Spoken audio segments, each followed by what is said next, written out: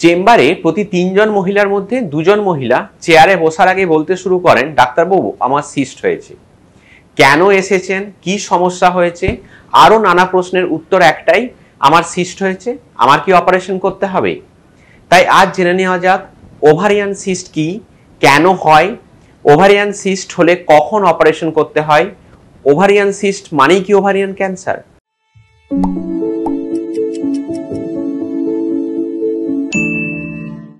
নমস্কার, আমি doctor Sukhamoy Barik, consultant obstetrician and gynaecologist. Once again, welcome to Sampriti. As we all know, Sampriti is a platform where we talk each and everything about women's health.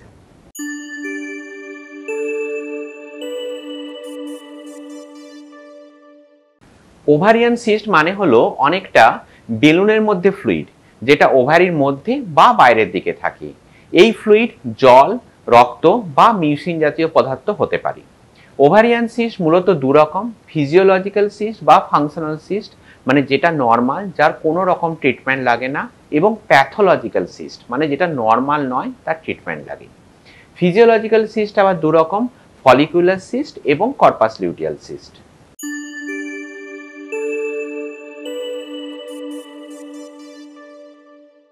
প্রথমেই আসি follicular সিস্টের কথাই। ওভারিতে অনেকগুলো ফলিকলের মধ্যে যে ফলিকলটি ফেটে ডিম বের হয় তাকে বলে ডমিন্যান্ট ফলিকল। এখন এই ফলিকল যদি না ফাটে তখন তার মধ্যে ফ্লুইড জমা হয় এবং সেটি সিস্ট ফর্মেশন হয়, তাকেই বলে ফলিকুলার সিস্ট। ফলিকুলার সিস্টের কোনো রকম ট্রিটমেন্ট লাগে না, 2-3 মাসের মধ্যে ঠিক হয়ে যায়। নেক্সট সিস্ট হলো কর্পাস লিউটিয়াম সিস্ট।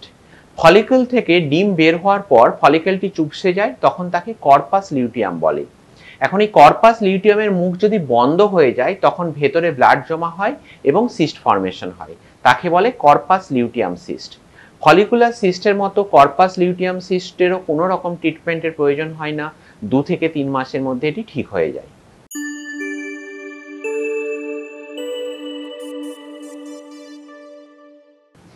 এবার আসি প্যাথোলজিক্যাল সিস্টের কথায়। প্যাথোলজিক্যাল সিস্টের মধ্যে প্রথমেই আসি ডার্ময়েড সিস্টের কথায়। ডার্ময়েড সিস্ট এমন একটা অদ্ভুত সিস্ট যার মধ্যে চুল, নখ এমনকি দাঁত অবধি থাকতে পারে। ডার্ময়েড সিস্টের ট্রিটমেন্ট হলো অপারেশন। পরবর্তী সিস্ট হলো এন্ডোমেট্রিওমা বা চকলেট সিস্ট। জরায়ু মানে বাচ্চাদানির ভেতরে যে লাইনিং থাকে তাকে বলে এন্ডোমেট্রিয়াম। এই এন্ডোমেট্রিয়াল টিস্যু যদি ওভারির মধ্যে থাকে তবে মাসে মাসে মাসিকের সময় ওভারির মধ্যে রক্ত জমে এবং সিস্ট ফর্মেশন হয়। ওল্ড ব্লাড থাকে বলে সাধারণত একে চকলেট সিস্ট বলে। চকলেট সিস্ট একদিক বা দুদিকের ওভারিতে হয়। পরবর্তী সিস্ট হলো সিস্ট অ্যাডিনোমা। প্রথমের দিকে সিস্ট অ্যাডিনোমা সাধারণত অ্যাসিমটোম্যাটিক মানে কোনো রকম সমস্যা হয় না, অন্য কোনো কারণের জন্য আল্ট্রাসোনোগ্রাফি করাতে গিয়ে ইনসিডেন্টাল ডায়াগনোসিস হয়। পরের দিকে সিস্টের সাইজ বড় হওয়ার জন্য প্রেসার সিমটমস যেমন পেট ফুলে যাওয়া, তলপেটে ভারী ভারী অনুভব করা, ক্ষুধা মন্দতা, বমি বমি ভাব হয়। সিস্টের মধ্যে ফ্লুইডের উপর নির্ভর করে সিস্টের নামকরণ হয়, যেমন ফ্লুইড সেরাস হলে তাকে বলে serous cyst adenoma, fluid mucin জাতীয় পদার্থ হলে তাকে বলে মিউসিনাস সিস্ট অ্যাডিনোমা। পরবর্তী সিস্ট হলো ম্যালিগন্যান্ট সিস্ট।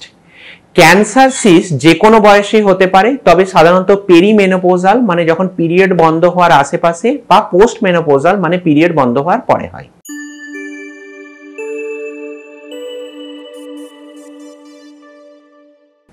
নেক্সট হলো পলিসিস্টিক ওভারি মানে পিসিও। পলিসিস্টিক ওভারি হলো একটি মিসনোমার। এখানে বেসিক্যালি অনেকগুলো আনরাপচার ফলিকল ওভারির মধ্যে থাকে, যেটা আল্ট্রাসোনোগ্রাফিতে সিস্টের মতো দেখায়, অনেকটা মেয়েদের গলায় পুঁথির হালের মতো। পলিসিস্টিক ওভারিতে হরমোনাল ইমব্যালেন্স হয়, ফলে অনিয়মিত মাসিক, ঘাড়ের নিচে কালো দাগ, ব্রণ হওয়া, ছেলেদের মতো মুখে এবং বুকে চুল হওয়া এবং ওজন বৃদ্ধি পায়।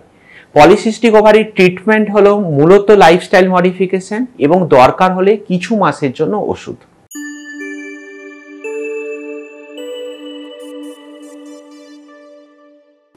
বেশিরভাগ ক্ষেত্রেই ওভারিয়ান সিস্টের জন্য কোনো রকম সমস্যা হয় না, অন্য কোনো কারণে আল্ট্রাসোনোগ্রাফি করাতে গিয়ে ধরা পড়ে। তবে ওভারিয়ান সিস্টের সিমটমস নির্ভর করে মূলত কি রকমের সিস্ট এবং সিস্টের সাইজের উপর। ওভারিয়ান সিস্টের সিমটমস মূলত 3 রকম: জেনারেলাইজ সিমটমস, প্রেসার সিমটমস এবং মেনস্ট্রুয়াল সিমটম। জেনারেলাইজ সিমটমসের মধ্যে পেট ফুলে যাওয়া, পেটে ব্যথা, তলপেট ভারী হয়ে যাওয়া, ক্ষুধা মন্দতা, বমি বমি ভাব এবং ওজন কমে যাওয়া। প্রেসার সিমটমসের মধ্যে বারবার ইউরিন হওয়া, পায়খানা না হওয়া, মেলামেশার সময় তলপেটে ব্যথা হওয়া। মেনস্ট্রুয়াল সিমটমসের মধ্যে অনিয়মিত মাসিক, মাসিকের সময় অত্যধিক ব্লিডিং হওয়া, মাসিকের সময় পেটে ব্যথা হওয়া বা মাসিক পুরোপুরি বন্ধ হয়ে যাওয়ার পর আবার ব্লিডিং হওয়া।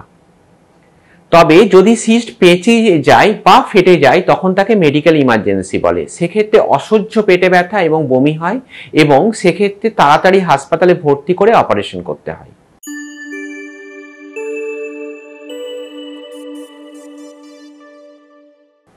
নেক্সট পয়েন্ট হলো ট্রিটমেন্ট।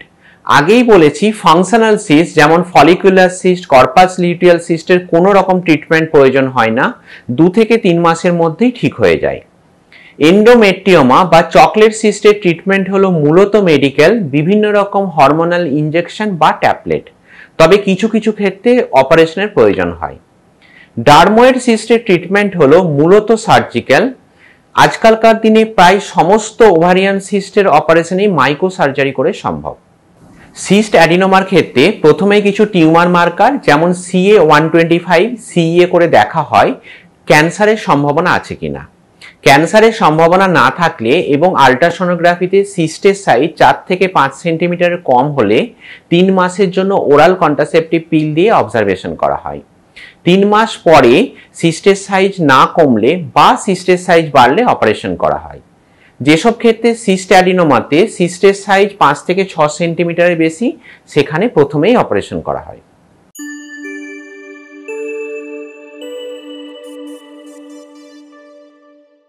ওভারিয়ান সিস্ট আটকানোর কোনো সায়েন্টিফিক উপায় নেই, তবে হেলদি লাইফস্টাইল যেমন শাকসবজি খাওয়া, ফাস্টফুড অ্যাভয়েড করা, নিয়মিত ব্যায়াম করা, আইডিয়াল বডি ওয়েট মেনটেন করলে ওভারিয়ান সিস্ট হওয়ার সম্ভাবনা কমে। যেহেতু অধিকাংশ ওভারিয়ান সিস্টই অ্যাসিমটোম্যাটিক মানে কোনো রকম সমস্যা হয় না, তাই বছরে একবার ডাক্তারবাবুর কাছে গিয়ে স্বাস্থ্য পরীক্ষা করালে আর্লি স্টেজে রোগ ধরা পড়ে। তাছাড়াও অনিয়মিত মাসিক হলে, মাসিকের সময় অত্যধিক ব্লিডিং হলে, মাসিকের সময় ব্যথা হলে বা মাসিক পুরোপুরি বন্ধ হয়ে যাওয়ার পর আবার ব্লিডিং হলে গুগল না করে বা বন্ধুদের উপদেশ না শুনে ডাক্তারবাবুর কাছে দেখান। সেক্ষেত্রে সিস্ট ছোট অবস্থায় ধরা পড়লে অপারেশনের প্রয়োজন হয় না। সুস্থ থাকুন, ভালো থাকুন। ধন্যবাদ।